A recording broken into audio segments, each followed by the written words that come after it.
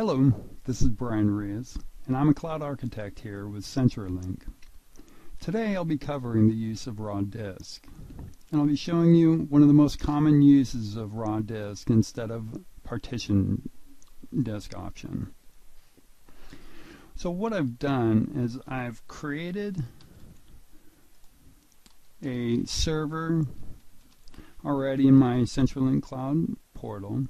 And what I'll do is I'll go ahead and drop into that server. I'm using our global search option to quickly get me to the sub-server group that I've actually deployed the server into. If you notice on the left, I have my Santa Clara location, corporation name, North America division, and continual breakdown of where my servers can be allocated at. So what I'd like to first show you is from the operating system's perspective. Here's my raw disk system that I have up in our CenturyLink Cloud. If you notice the partitions, we just have the COS partitions at this point.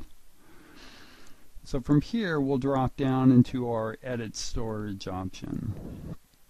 What I'll do is I'll go ahead and start adding raw disk. Now if we were to add a partition, partition is if I just wanted to already have the drive formatted, let's say with NTFS, and provide drive letters. With raw disk, what I'm going to do is I'm going to go ahead and combine a few raw disk partition or LUNs into a single drive letter.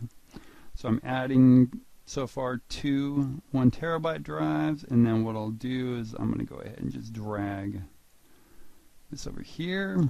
It's at 465. I'm going to right arrow over one dot to give me an even number, since I just like even numbers.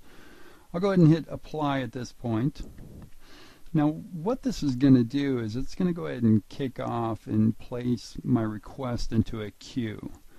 If you go up here to the right hand side, you can actually directly go into all of my queues that are kicking off, or the minute that I actually kick off my task, it'll drop into this view. It refreshes on a pretty regular basis, but for the purpose of this demo, I'll go ahead and hit refresh, and this will show me some of the steps that it's already progressing through.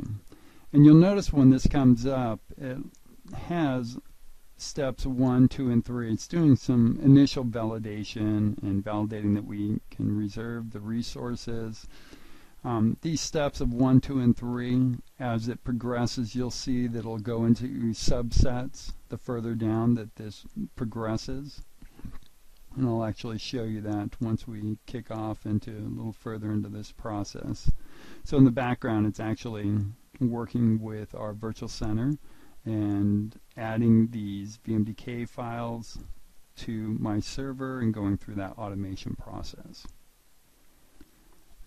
So here you can see that it's progressed fairly fast and it's gone through a number of the steps. If I wait another 30 seconds or so, then you'll see that it's pretty much completed this task. Now from here I can go ahead and drop into my operating system view. If you notice from that server disk management view, we now see the partitions. I'm going to go ahead and just validate and do one last refresh. I want to make sure that the task is complete before I go and start doing any type of configuration changes or edits. And here we see that the deployment is complete. So quite a few steps, but it's all done through our automation, and it's almost a few clicks and you've actually are implementing something that typically would take quite a few more steps. So from this point, if you notice the disks, they're all not initialized. I can go in and initialize all these disks. I'm going to choose all 3 of them and dynamically initialize them. Now at this point they're going to an online state. If I wanted, I could go in and just tell it to convert them to dynamic disk. What I'll do is I'll let my process of creating a volume change these to dynamic disk. So for this demonstration, I'm going to go ahead and just create a new spanned volume. You have a number of different options of striped, mirrored, RAID 5, but we're going to keep it simple here. I will add my additional lens and hit next. I'm going to give it a drive letter at this point, and this will be letter Y. And I'm going to format it NTFS, and I'm just going to call this Partition Data. So again, it provides me a warning that it's going to convert the disk from basic to dynamic disk, and I want the process to go ahead and go through and convert it at this point. Now what you'll notice is it'll kick off all this process, put in the Y partition, it'll start the format of the drive, and at this point we can actually go into the system view and look at the computer, and you'll see the Y drive already created from this perspective. If you notice on the Y drive there's no data.